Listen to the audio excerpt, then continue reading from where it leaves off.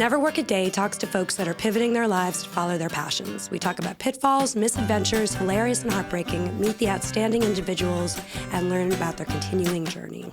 I'm your host, Nikki Frankel, purveyor of platforms and creator of play spaces, and I'm so excited to bring you the stories of these extraordinary individuals. Welcome to Never Work a Day. Today we're talking to Mica Scalin and Noah Scalin. Mica and Noah are siblings, and they've been collaborating since they first met. Mica is a leadership coach, media artist, and cultural producer. Mica was on our podcast in season 1, great ep. Noah is an artist, author, and activist. He is the creator of the Skull-A-Day Daily Arts Project, an initiative that went viral in the early 2000s and earned him global recognition. He has exhibited internationally in museums and galleries, including Times Square, Virginia Museum of the Fine Arts, and the Mutter Museum. His work has been featured in Fast Company, USA Today, The Telegraph, and the New York Times. In addition to this, Noah has authored 6 books on creativity and design. In 2001, he founded Another Limited Rebellion as a socially conscious design firm. In 2015, Mica joined the party. ALR has worked with Fortune 500 companies and global organizations to bring arts-based learning into leadership and innovation training. Currently, Noah and Mica are preparing for the ROI of Creativity Summit, bringing together leaders, artists, and innovators to explore creativity as a strategic advantage in the age of AI. Let's welcome back Mica and meet Noah. Mica, hi. It's nice to see you again. Hello again. Welcome back to Never Work a Day. Mica Scalin here again. Noah Scalin, it's nice to see you. Hello. Nice to see you. Hello. Where are you? Where are you? Where am I? I'm in my studio in Richmond, Virginia. Amazing. That's lovely. And you've never been on the show. For everyone's reference, you should listen to Mica's episode in the first season. It was fantastic to get background on Mica.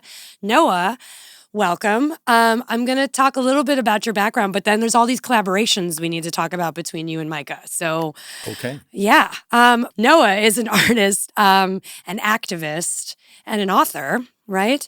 And we actually just figured out, but though you've told me this before, Mica, but I always forget that we went to the same program at NYU together to study theater. Why did you want to study theater at the beginning of your life?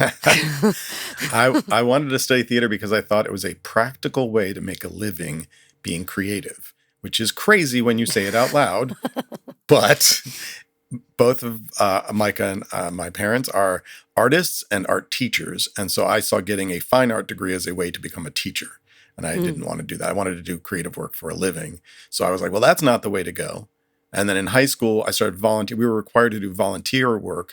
And I volunteered at a local theater doing backstage stuff like building sets and props and doing running crew. And I was like, this is super fun and something I had access to. Because I actually wanted to work in the film industry, but there was no film industry in Richmond, Virginia in the 80s. So I was instead sort of worked my way into the theater world. So then I was like, well, that's the experience and knowledge I have. So let me go to college for that. Yeah. So I wasn't a theater kid. I was just I don't know. It seemed like a bunch of practical choices at the time. Me too, actually. I went into school at NYU because I wanted to be practical because I didn't want to get a fine arts degree. And then as soon as I went in there, they told me I could never make any money in theater and I should give up, essentially. Very excellent education. Yeah, what good advice. Thank you, NYU. No offense to the tech track program. You guys are great. Sounds like a little bit similar in that like reactionary to growing up in a creative family, like trying to find a different creative solution. Like Correct. You knew creativity was a career, yes. but you didn't want to do it the way that you're.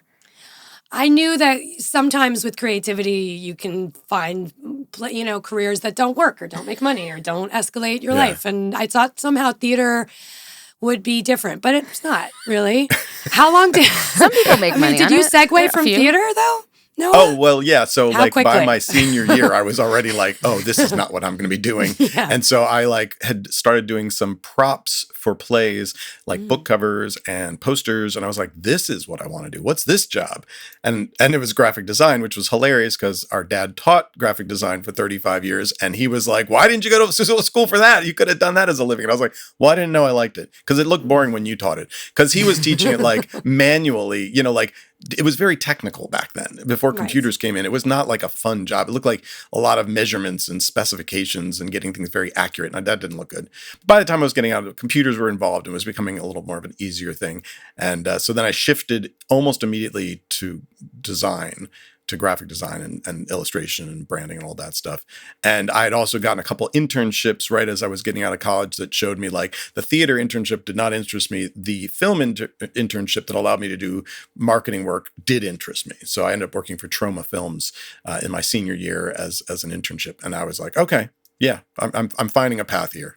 So you worked on. So did you do the logo? We were talking about this before we started recording. Yes. So after I got out of college, the art director who I had interned with called me. I was like 6 months out of college, working a retail job for a friend, and they were like, "Hey, do you want a full-time job at Troma?" And I was like, "Oh, okay, sure. You can be my assistant." And what it really was a trick, which is that he quit 2 weeks after I got hired. So I became the marketing director of a film company at 21. I had no idea what I was doing. I'd never done that before.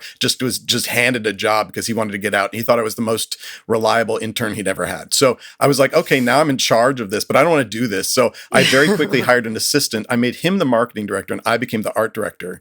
And I basically was like, you guys are paying too much money to outside people to design posters and video boxes at the time, video boxes. And I was like, let me do it for less money because you're paying me a salary. And they're like, okay. So then I taught myself all the digital programs to do graphic design on the job. And as part of it, I was like, you need a new logo. This thing's 25 years old and it's not representative.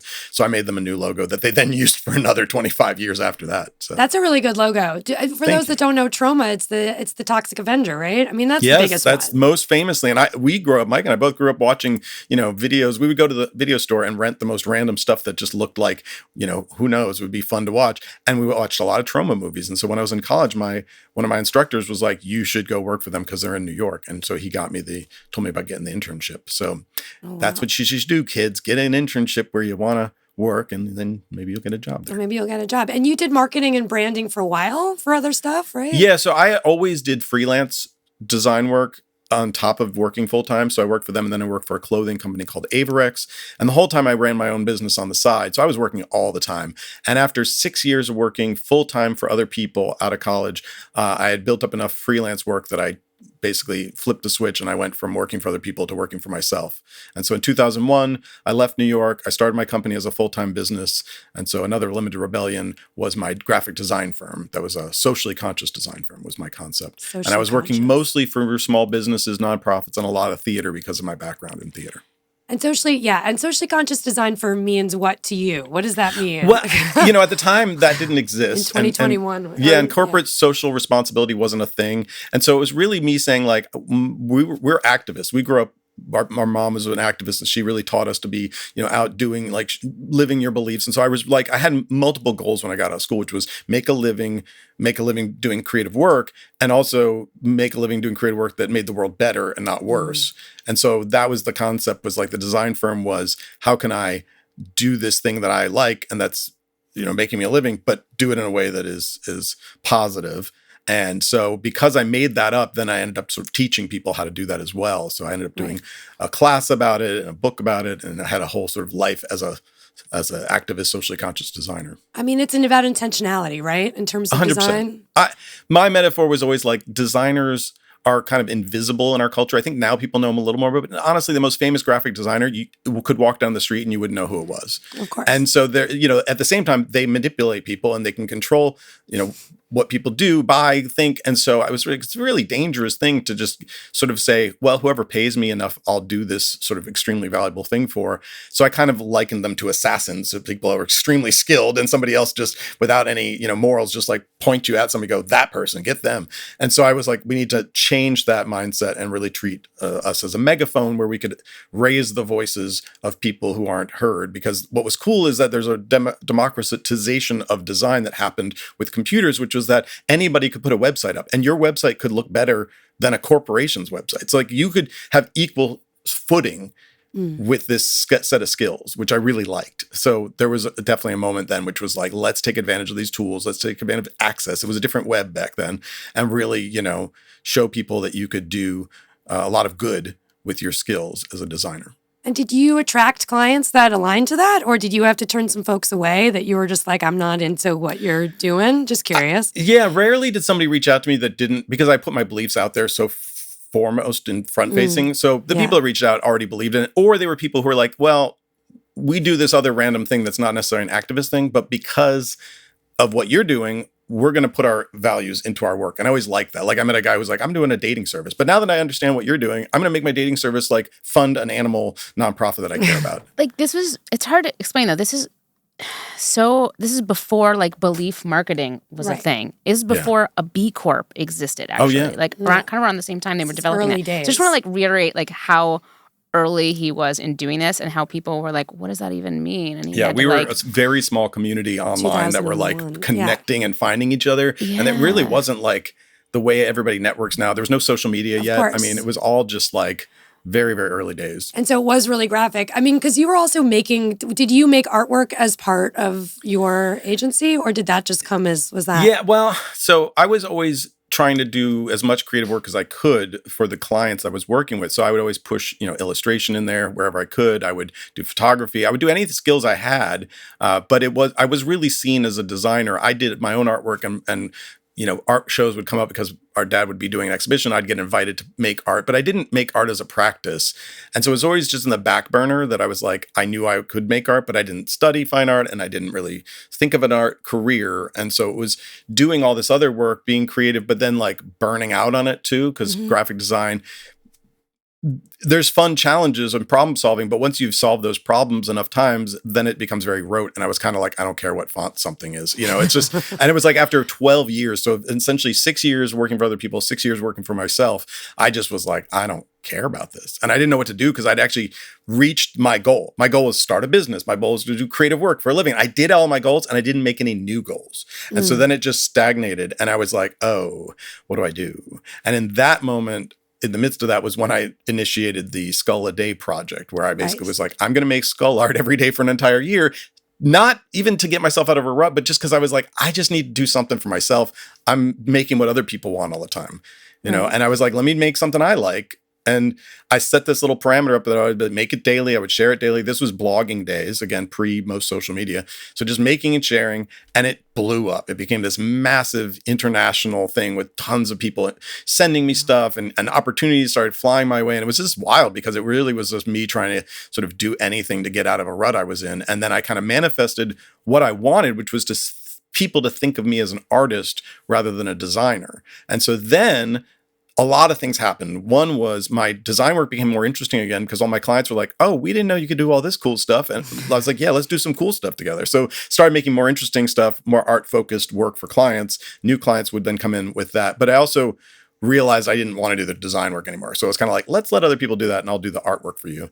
Then the other thing was that like the things I wanted to have happen, which was like gallery shows, art in museums, like all this stuff, book deals, all this came out of that project. So then I created this persona as an artist through that project. And then that led to this other weird thing. I'm sort of leading the story here, but I'm telling you the next part, which is that people started asking me to talk to corporate clients about the art project. So I'm going to pause there and let you ask questions. No, I want to know, so the Skull a Day, what does the skull mean to you? I know you have punk rock roots, right? Yeah. And you have like sort of like if you're into trauma or if you look at Noah's work, you could see where the skull piece comes in to play.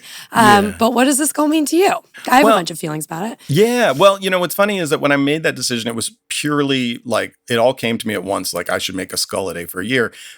And I didn't think too hard about it. I, at that point, had skull tattoos and I liked skulls. And growing up, I thought they were really cool, like pirate, flags and archaeology. King Tut was a huge thing when I was a kid. And so like all that stuff was kind of like in my mind, but I just liked it. And then when I did the project, I realized how significant it was because every person everywhere in the world, regardless of culture or age, religion, whatever, found a skull significant. And it was fascinating because, to me, it has a set of meanings around, punk or metal or, sort of goth culture. But it meant so much different stuff for other people. And for some people, it was something scary. And other people, it was something wonderful and beautiful. And it was this wild thing because when I started using the skull as a symbol for my art, it was just when it became big culturally, like Damien Hirst had done a diamond skull. I was going to say, what did you feel about the diamond skull? I mean, same year? Same month, same year. It was wild. Like it was just it's like with the zeitgeist. It was wild. It just hit. And then the other thing that happened was on the fashion, like the runways, like skulls were coming up as well. Alexander McQueen and all that. Alexander McQueen. So it was just this weird confluence that then by the time I was done with the project, it had entered mainstream to the point where like kids' t-shirts and, like backpacks had skulls, which they didn't before that. To be clear, like they weren't making skull merch for kids. And then it was everywhere, and it was wild. And so I loved it because it was a universal symbol. Everyone could understand it without language. It had meaning that somebody found, everybody found something in it. And for me, visually, it was interesting. Like I wasn't going to get bored with it because you could look at different angles and different styles and different types of human, animal. And so it lent itself to sort of a continual exploration and meditative quality to like the project, where every day I could be like, I'm going to make a skull, but I'm also going to make one like this. And I would, think about different techniques and different manifestations of it. So I was lucky that it just kind of was the thing. And I think that's trusting your subconscious, where you don't necessarily understand something. You feed your brain all this stuff. And then on the back of your brain, it does this work that you can't see, especially when you're doing, activities like bicycling or walking or whatever. And then it pops forward again as a finished thought. And you're like, I don't know what that's about. And so it's like trusting. And that's really rough though, too. If you're an artist, you're trying to figure out your messaging, right? Like that's a hard thing. A lot of people struggle with finding the message, right? Because if it's just your subconscious and you're doing something abstract, what are you actually trying to say about your work? Yeah. Or can you align meaning to it? Which is, I think, something that artists struggle with, which, did you feel like you had to align it or you knew what it was, right?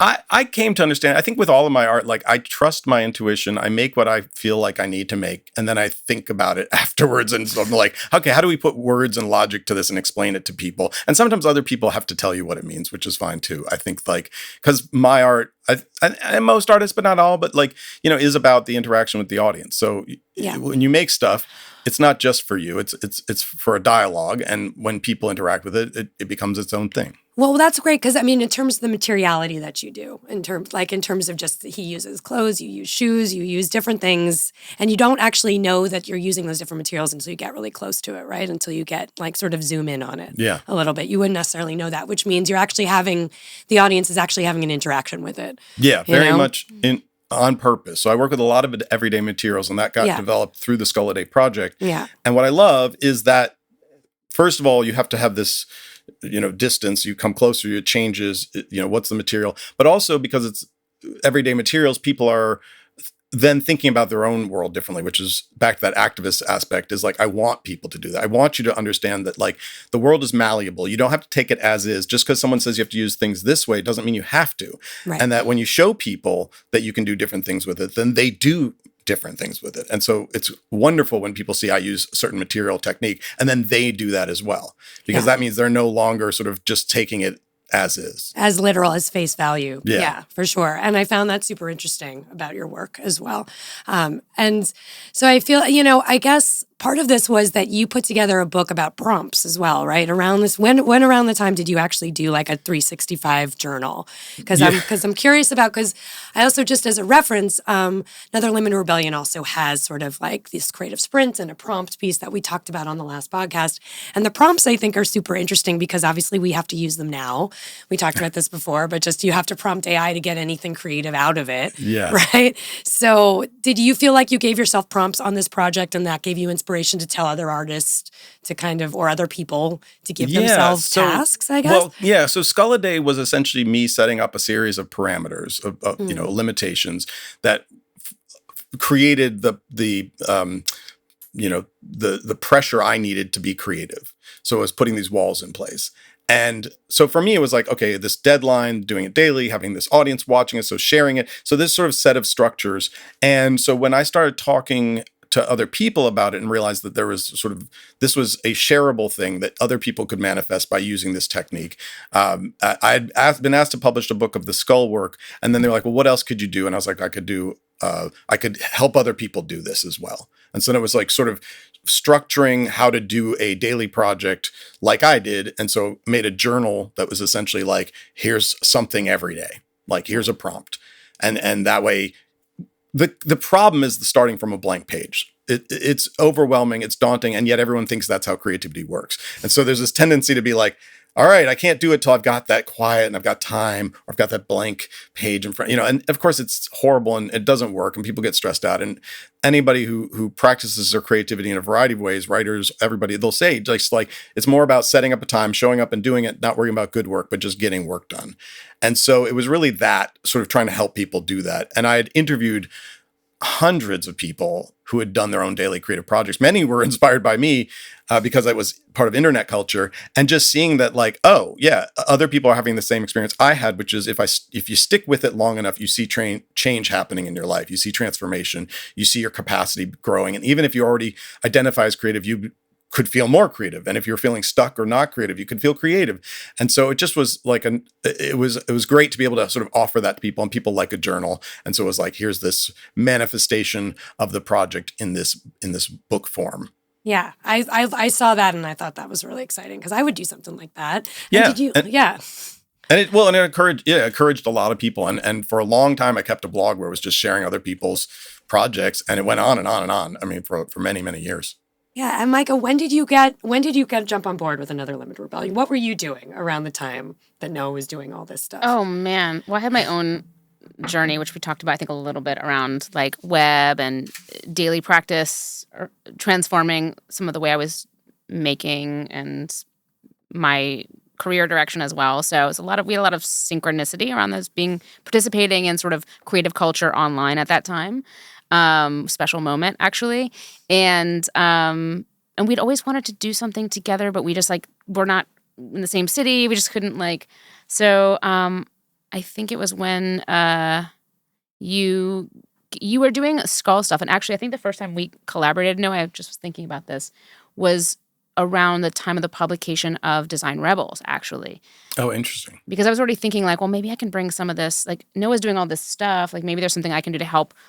I'm here in New York. He's in Virginia at this point. Maybe there's something I can do to, I was also working in marketing and communications at that point, and thinking well, can I apply this to what he's doing? It's so cool. I'm kind of a little bit more interested in what he's doing than maybe what I'm doing at this point.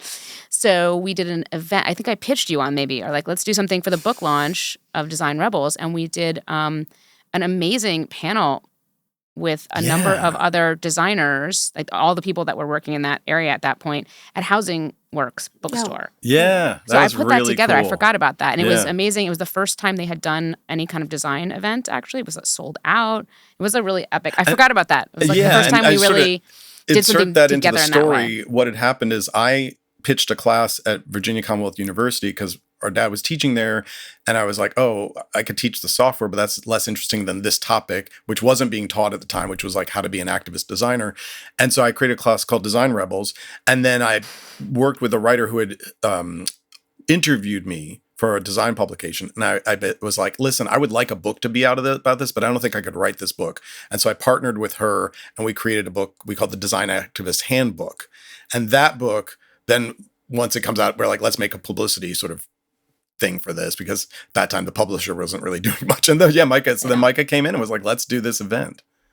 Yeah, I don't remember how that initiated, but it was sort of oh, I'm working in this way now. I learned how to do a lot of kind of different kinds of marketing in New York in the media culture space. And so I think applying that to something he had done that I was excited about, and then seeing the success of that, was oh, cool, we can put our superpowers together and do some cool stuff. So that was in the brain.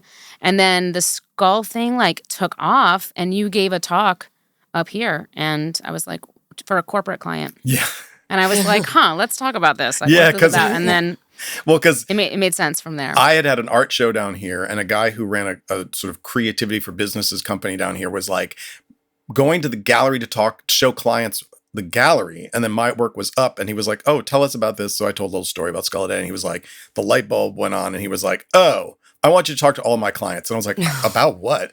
At that point, I had no idea about the value of this stuff. So then I started talking to his clients, and I was like, okay. And then they were sending me off to talk to people, and then they sent me up to New York to talk to a client. It was just, you're going to do this by yourself. And I was like, oh, okay.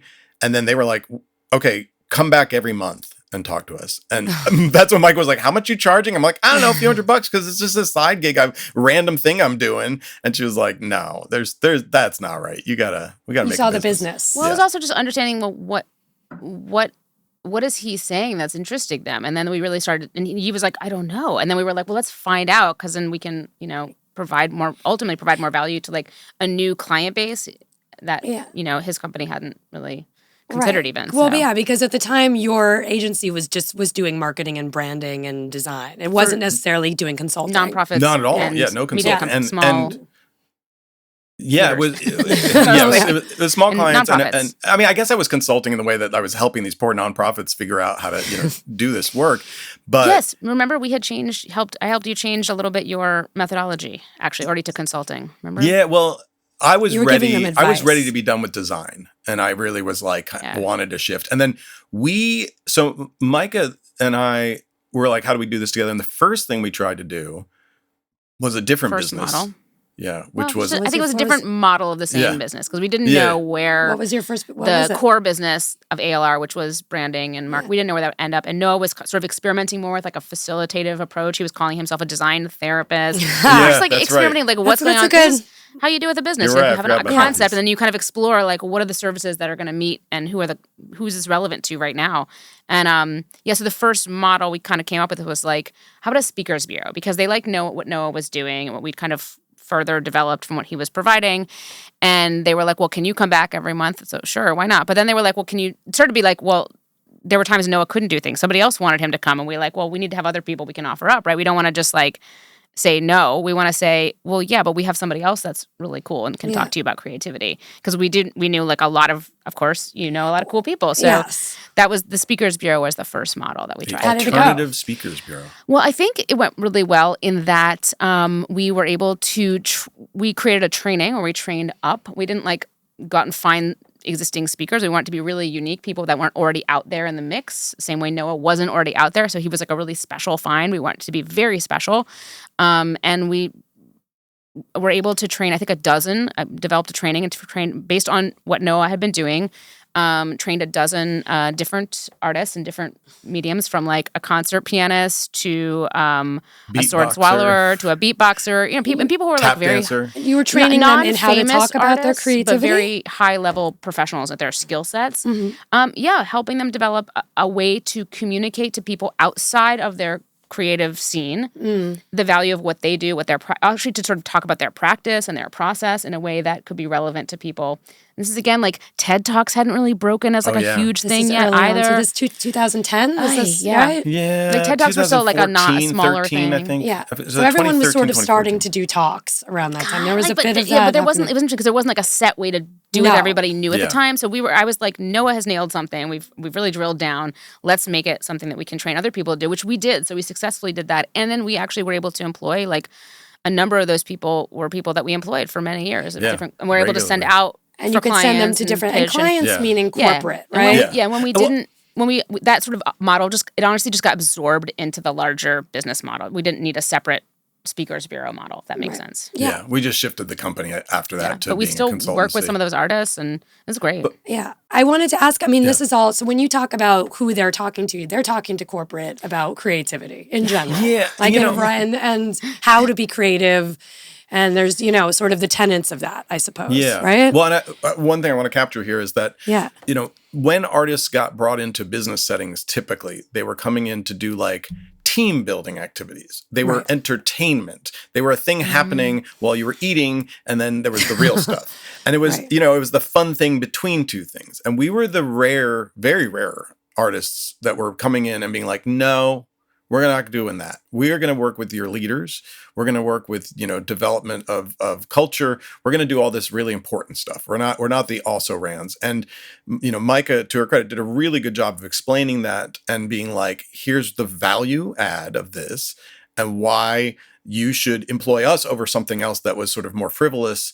And really, they got it. They got a light bulb moment from talking to you about it. Did they see it? Yeah, we really we really listened and crafted ways to communicate this creatively with our clients about that space of where does this have the most value? Where does this have the most power? And it was intentionally, like you said, we intentionally looked to bring a different approach into a space that didn't have that. Well, yeah, because to your point, Noah, when I did do a lot of events where creatives were brought in and they were doing team building, which I felt was always funny because what do creatives know about team building, really? I mean, like, not that they don't. Not to knock it. It's a great space. No, and I've absolutely. seen people really, like, they also really dig into, like, that space. Absolutely. And but focusing on that. But it tended. it's a bit niche. Yeah, It we also really focused from the devalued beginning. arts, I think, in many ways. It really felt like it was arts I don't want to knock team building. We're not No, knocking no, team not building knocking. on this podcast, but I'm just... we came in from a leadership, from the very beginning, we came in from a leadership development space, and that was very lucky, but also very by design. It was the language we were using. We also wanted we wanted to show the artists, our peers. It was very important for us to be like, the artists come in, they're high-level artists. Maybe they're not famous, you don't know their names, but guess what?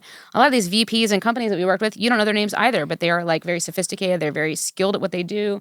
So really having artists come in at a peer-to-peer level, I think was really super important and change the conversation. And we're not saying that team building is bad, anybody. We're not not. saying team I building. No, promise. I'm not. Team building. I love team building, but I do feel like, it's an add-on sometimes. It's like a nice to have. In terms It's of like you know, business, we talk yes. about it. It's like it's a budgetary, it Yeah. doesn't have the weight sometimes. It doesn't have the way. And so to actually be able to break through to them, you had to sort of apply creativity to their bottom line. We also talk. We would talk about. We come up with so many like metaphors and ways to talk about with clients. And every time we'd have a meeting and something would work, Noah and I would talk about like, well, what was it that we said that interested them? We really spent a lot of time like breaking down the language and really understanding like what metaphors or what phrasing. Like we took it from like honestly, we're like theater artist level of like granularity of like what is working, what is landing. Yeah. To Micah's point, I will say, like, studying theater design is actually the best thing I could have done. Like, as a set of useful skills outside of the theater, like the fact that we understand what an audience is and that this is for an audience. We make things on time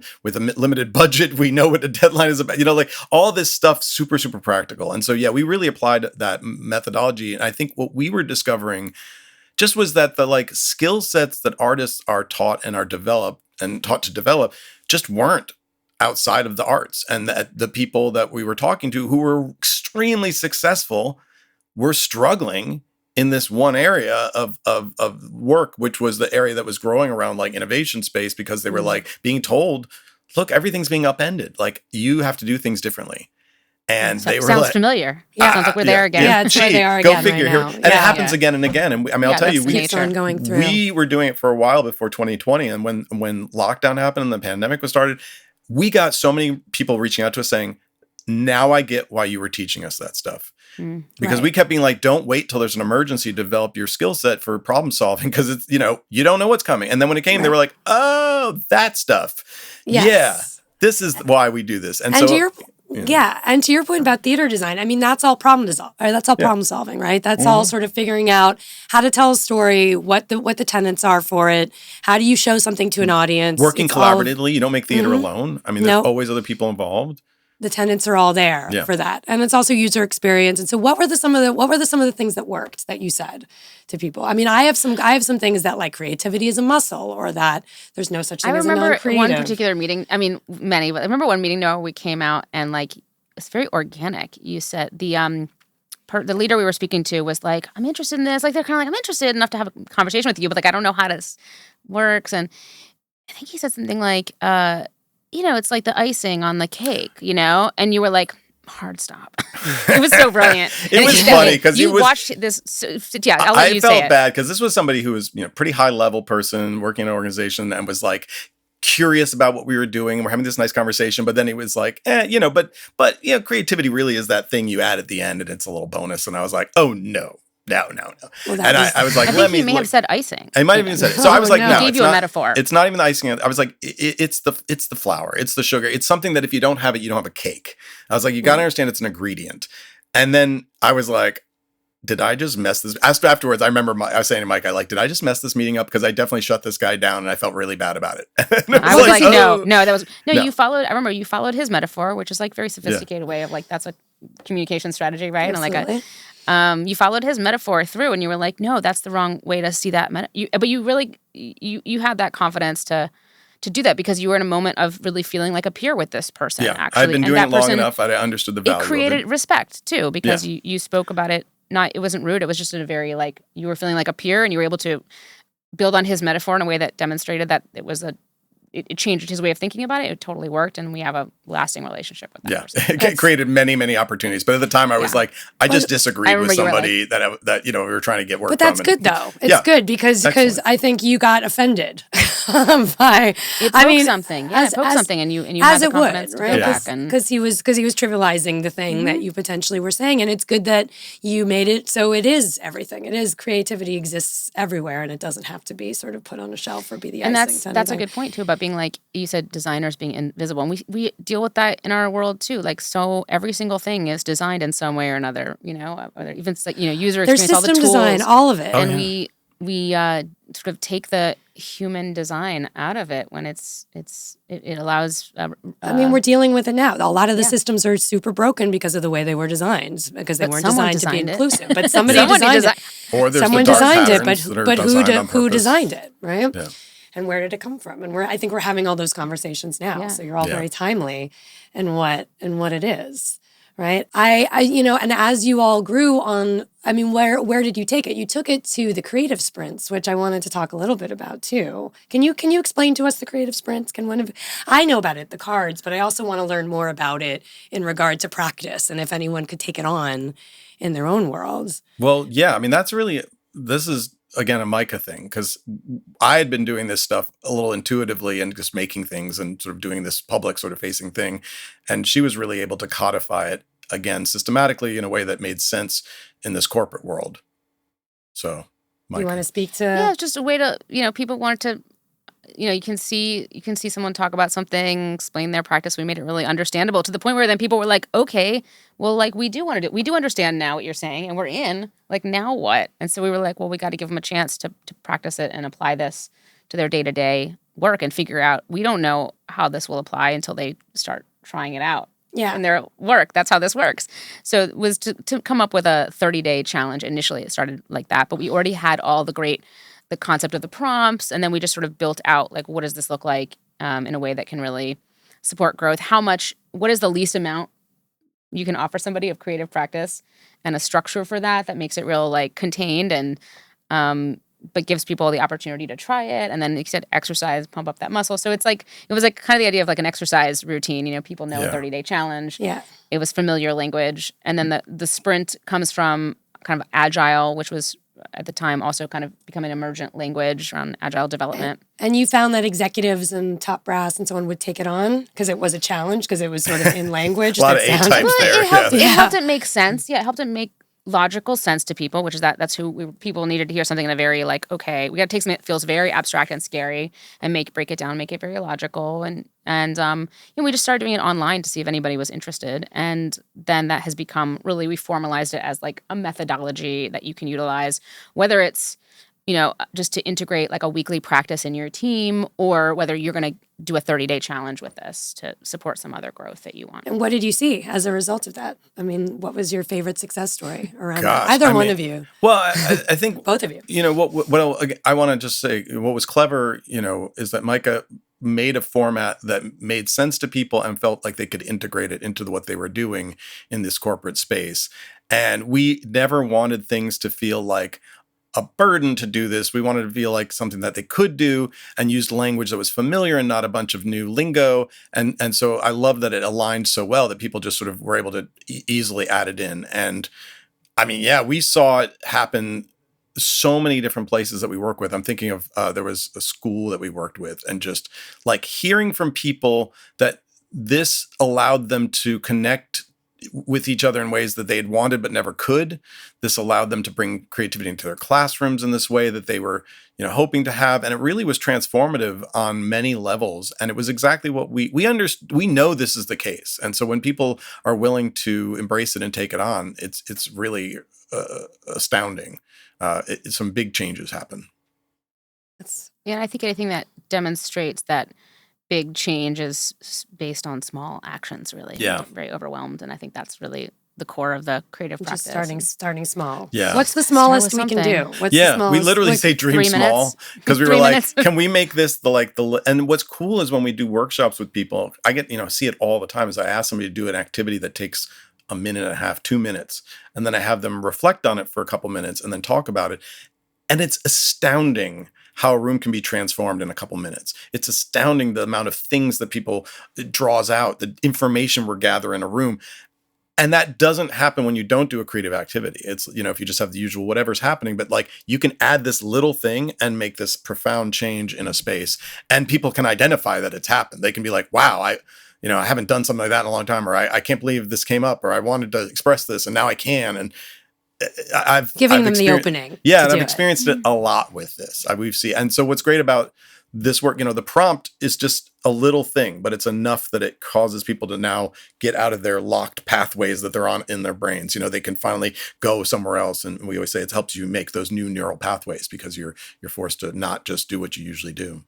Yeah. And what do you feel like now in terms of the future and kind of like the future of work and like how people are working with creativity? Because it's coming back again, as you said, right? Like now with AI, everyone's freaking out. So now they're figuring out how to apply creativity to AI. But you have to add creativity to AI because it doesn't work. Of course. If you don't, right?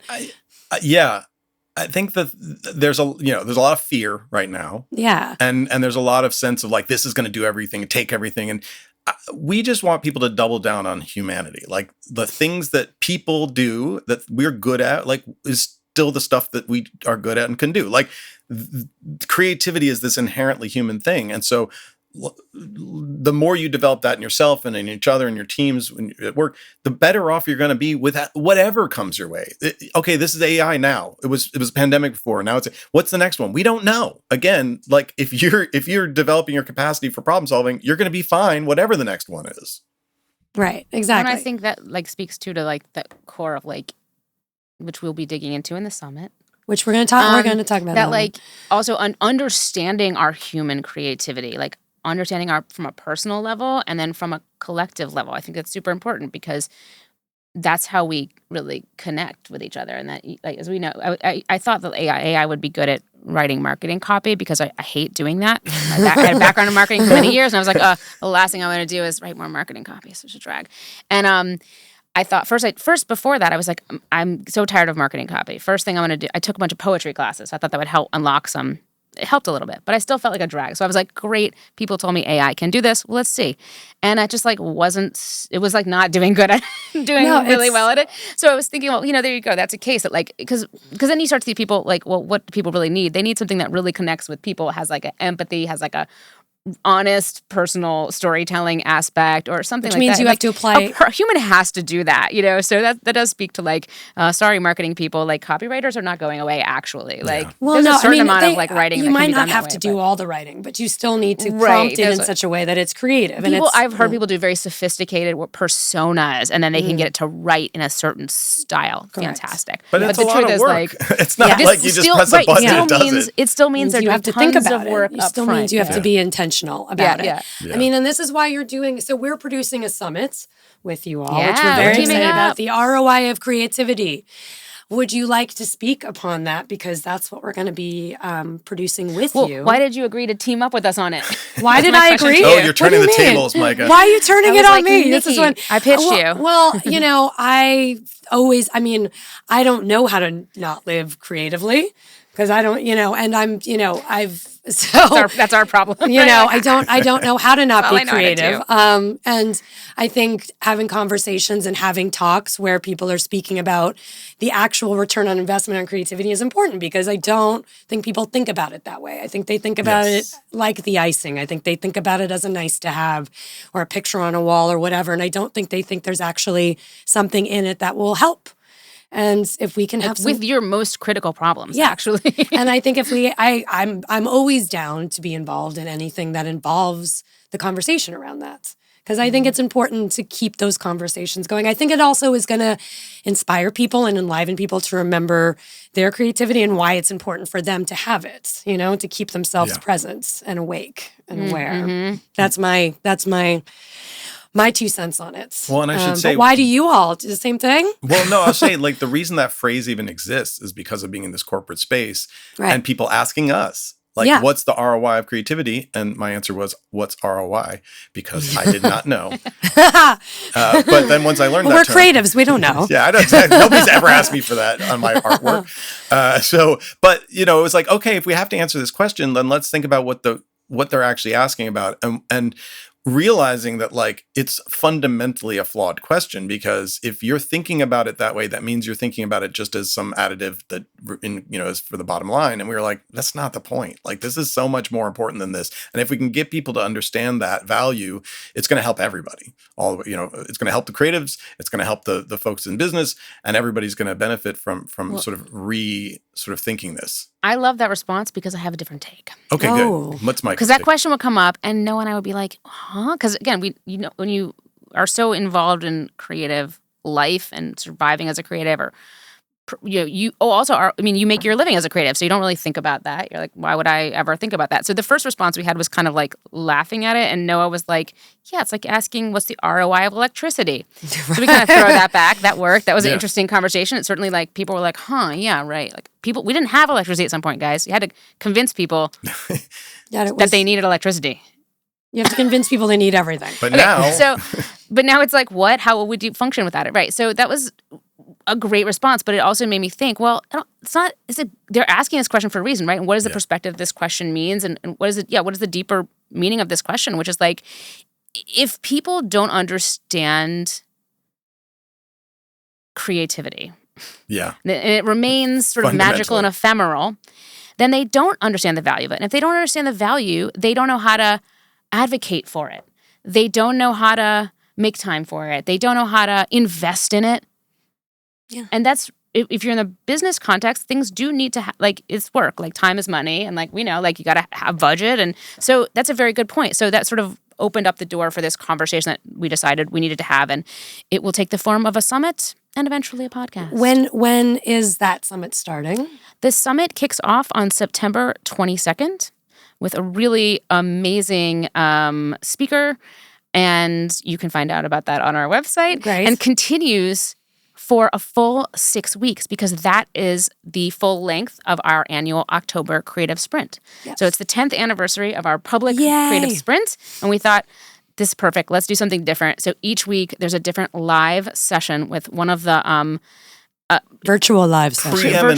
Preeminent. I mean, in the time of doing this work, we have met some really brilliant people who are doing similar work from a different approach around, like, how can we help people to integrate creativity into their life and their work in a really meaningful way, and have conversations about, like, what is the value of this here? What is the value of this here? Like, how can we make sure we're getting having the impact we want? So we invited these folks. Everybody said yes, thank you, and some best-selling authors, and some authors that maybe you haven't heard of who are also very tremendous.